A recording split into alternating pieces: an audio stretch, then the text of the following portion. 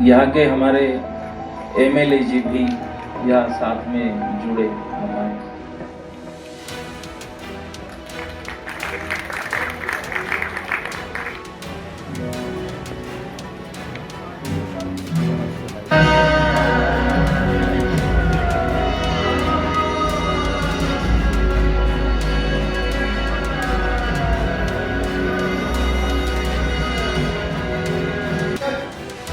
जो कि दिखते नहीं हैं, ऐसे हमारे परम आदरणीय गिरीश जी महाजन, जिनके सहयोग से ये 2 दिन की बैठक चल रही है। यहाँ पर उपस्थित हमारे शिक्षा तर आज राष्ट्रीय बैठक जी आहे ती नाशिकमध्ये झालेली आहे। कालपासून बैठक होते, प्रामुख्याने गोदावरी नदीचा एक मुद्दा जो आहे तो चर्चेला येतो।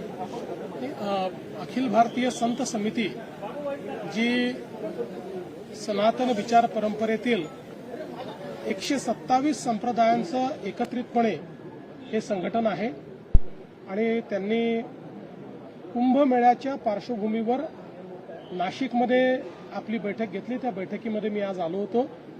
2 दिवस ही बैठक या ठिकाणी चालली। विविध विषयांवर जी काही चर्चा आली त्यातला एक निश्चितपणे विषय हा निर्मल गोदावरीचा विषय होता आणि आपण काय काय करतोय कुंभाच्या निमित्ताने हे मी या बैठकीमध्ये साधू संतांनाही लक्षात आणून दिलं।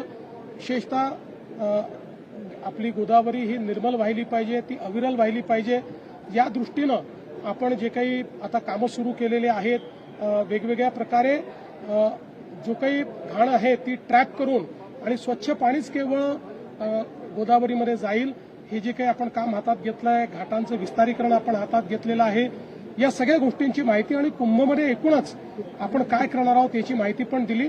आणि मी त्यांना विनंती देखील केली की कुंभमध्ये हा कुंभ काही सरकारचा कुंभ नाही, हा आमचा कुंभ नाही, हा साधू संतांचा आणि आखाड्याचा कुंभ आहे। आमचं काम व्यवस्था करणं आहे, त्यामुळे आम्ही चांगल्या व्यवस्था करण्याचा प्रयत्न करू आणि संतांनी आम्हाला मार्गदर्शन करावं अशा प्रकारची विनंती मी त्यांना केली आहे। सर, या संपूर्ण कुंभमेळ्यामध्ये ज्या पद्धतीने प्रयागराजमध्ये अनेक रोगी बाबा आलेले होते, अशा लोकांवरती कारवाई करण्याची आणखीन एकदा मागणी आजच्या बैठकीत झालेली आहे। नाही, निश्चितपणे साधू संतांनी एकतर ज्या प्रकारची कारवाई महाराष्ट्र सरकारने गोंधूबाबांवर केली त्याचं सगळ्यांनी अभिनंदन केलेलं आहे।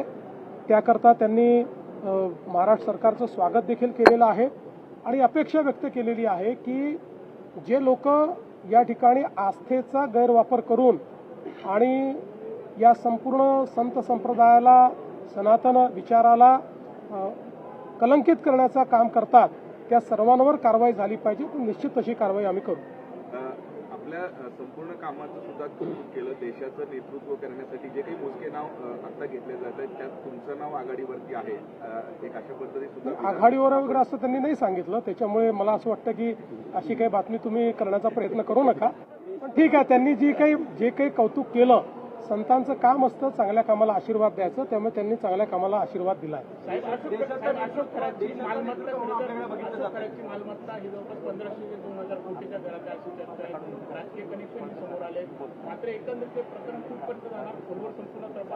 याचा पूर्ण तपास आम्ही करणार आहोत। त्यांनी जे वेगवेगळे अकाउंट उघडलेले आहेत तेही आमच्या लक्षात आलेले आहेत, त्यांचे जे ट्रान्झॅक्शन्स आहेत ते ट्रान्झॅक्शन्सही लक्षात आलेले आहेत आणि आता लोकांचा कॉन्फिडन्स वाढल्यामुळे लोक समोर येऊन माहिती देत आहेत। SITकडे भरपूर माहिती येते आहे, त्यामुळे ही सगळी पाळंमुळं जी आहेत ती खोदल्याशिवाय आम्ही राहणार नाही। हिंदी में क्या कहेंगे आज अखिल भारतीय संत समिति पूरे परिषद आहे।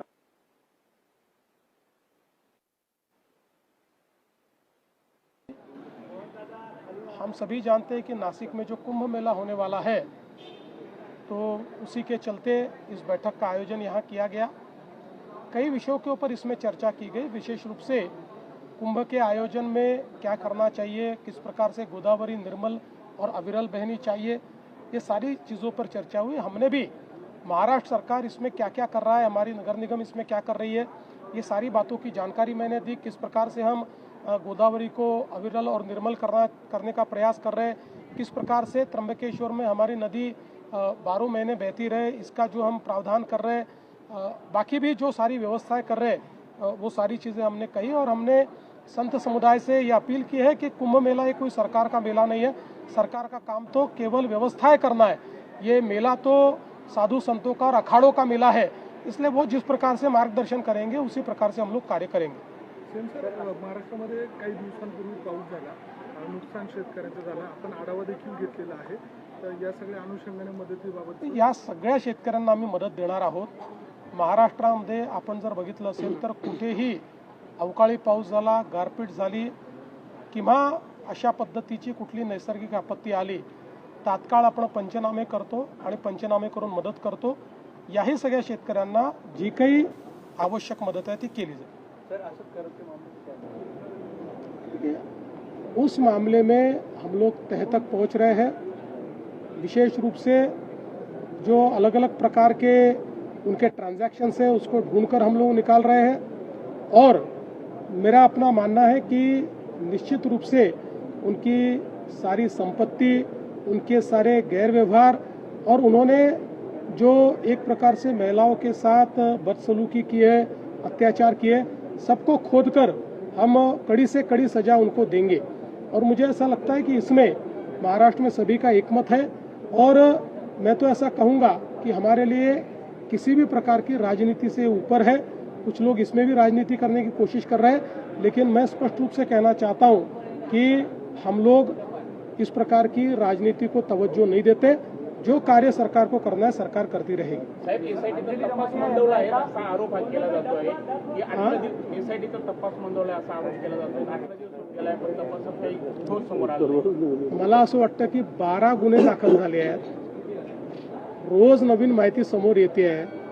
आता एसआयटी काय तपास करते आहे हे तर काही रोज सांगता येणार नाही। एसआयटी योग्य वेळी त्या संदर्भातली जी काही गोष्ट आहे ती सांगेल। मला असं वाटतं एसआयटीवर सर्वांनी विश्वास ठेवावा, एसआयटी उत्तम काम करते। करार प्रकरणातले व्यवहार सगळे ईडी चौकशी होणार का व्यवहारांची, आणि दुसरं म्हणजे सरकार जमा होणार का जमीन? असं आहे की निश्चितपणे याची ईडी चौकशी होणार। त्या संदर्भात ईडीने या गोष्टीचं संज्ञान घेतलेलं आहे। जी काही मला माहिती आहे त्या संदर्भात त्यांनीही याची कारवाई सुरू केलेली आहे। एकदा जमीन त्या ठिकाणी आयडेंटिफाय झाली की नियमानुसार त्यात जे जे करायचं आहे ते आम्ही करू। अंजली दमन यांना एक सीडीआर मिळालेला आहे आणि त्यावरून आता आरोप प्रत्यारोप होत आहे। अनेक राजकीय कनेक्शन बघा, पहिली गोष्ट तर अशी आहे की अशा प्रकारचा सीडीआर हा प्राप्त करून घेण्याचा कोणालाही अधिकार नाही। तो फक्त या ठिकाणी जी काही जांच एजन्सी आहे, जे तपास करतायत त्यांनाच तो अधिकार आहे। त्यामुळे असा हा सीडीआर कशा पद्धतीनं लीक झाला, तो कोणी लीक केला, या संदर्भातली चौकशी राज्य सरकार करेल। मला असं वाटतं की या अशा प्रकारच्या सेन्सिटिव्ह केसेसमध्ये शेवटी केवळ आरोप प्रत्यारोप करून चालत नाही। ज्यांच्या विरुद्ध सबळ पुरावा असेल त्यांच्या विरुद्ध या ठिकाणी काम होईल। कोण कोणाशी बोललं, कोणी कोणाशी काय केलं याच्या आधारावर आपली क्रिमिनल जस्टिस सिस्टीम चालत नाही। अशोक खरात यांनी केलेल्या ज्या काही ज्यांची घाणेरडी कामं आहेत याच्यामध्ये जर कोणी संमिलित असेल तर कोणालाही आम्ही सोडणार नाही आहे। त्यामुळे मला असं वाटतं की या संदर्भात अशा पद्धतीनं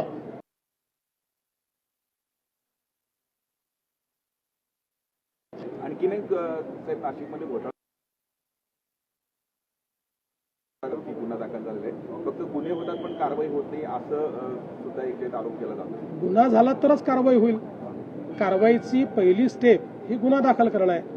त्यामुळे ज्या ज्या लोकांनी चूक केली असेल त्यांच्यावर गुन्हा दाखल होईल आणि त्या त्या गुन्ह्याच्या तीव्रतेप्रमाणे जे काही कायद्यामध्ये दिलेलं आहे त्याप्रमाणे पुढची कारवाई होईल। महिला आरक्षण आल्याने यांनी ज्या मागणी केलेली आहे की अफजल खान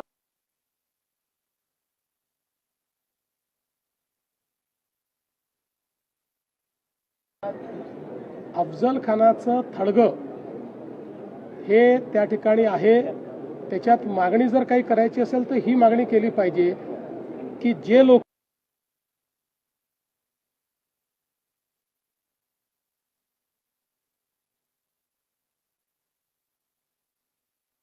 पहिले केला पाहिजे। बाकी ते जे थडगा आहे ते ASI कडे गेलेला आहे। त्यामुळे मला असं वाटतं की आपल्या सगळ्यांना या गोष्टी म्हणजे महाराष्ट्रात राहायला स्वराज्य तर नष्ट झालं नाही, पण त्याच औरंग्याचं थडगं हे महाराष्ट्रामध्ये तयार झालं. हे